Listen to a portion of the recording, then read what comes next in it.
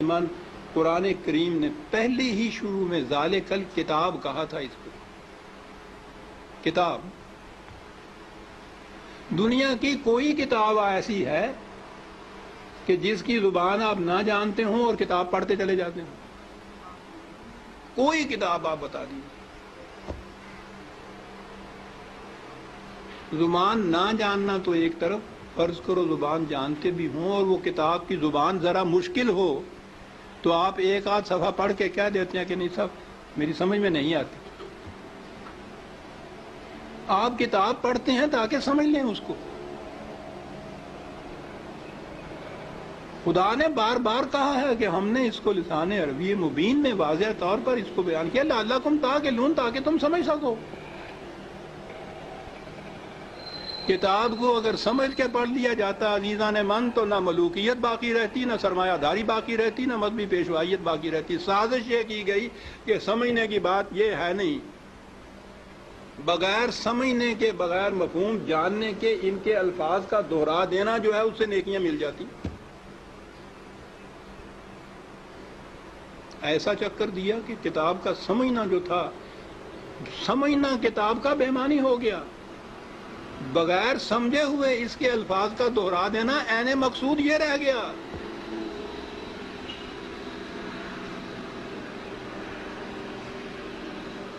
اعلیٰ سے اعلیٰ درجے کی کسی طبیب، حکیم کی، فلاسفر کی نسخوں کی کتاب، ہر مرض کا نسخہ جہاں لکھا ہو اس کے اندر، آپ اس کو سمجھے نہیں اس زبان کو اور وہ نسخے زبانی یاد کر لیں اور صبح اٹھ کے ان کو نسخوں کو رٹتے رہیں، شام تک بولتے رہیں. کچھ پتہ نہ ہو آپ کو کہ سونف کسے کہتے ہیں، ترنجبین کیا ہوتی ہے، اور پڑھتے چلیں. کیا مرض کی شفا مل جائے گی اس طرح سے؟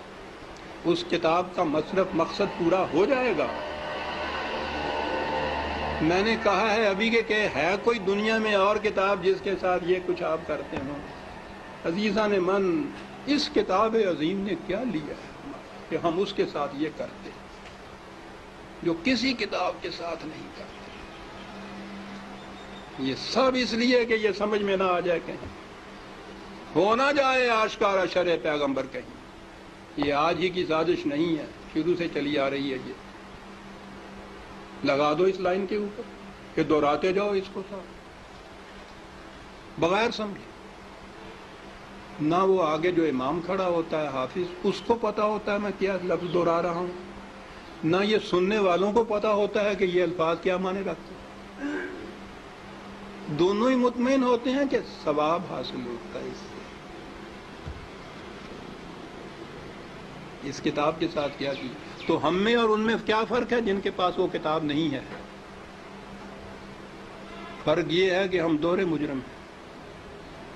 ہے بھی کتاب، اور کتاب کو اتنا، اس کو پڑھنا تو کہیں گے نہیں پڑھنا، تو پھر بھی وہ ناظرہ پڑھا جاتا ہے جو دہراتے ہیں.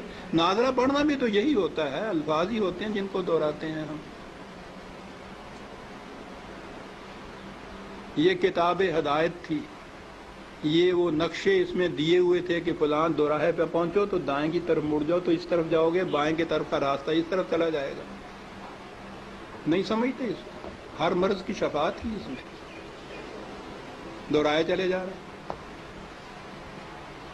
یہ ایک پورا ریلا حفاظ جسے کہتے ہیں، صرف حفظ کیا ہوا کچھ معنی نہیں جانتے. اسی میں وہ پھر قاری آ جاتے ہیں، حفظ بھی کیا ہے، پڑھتے بھی ہیں، پھر قرأت کے ساتھ گا گا کے پڑھا جاتا ہے.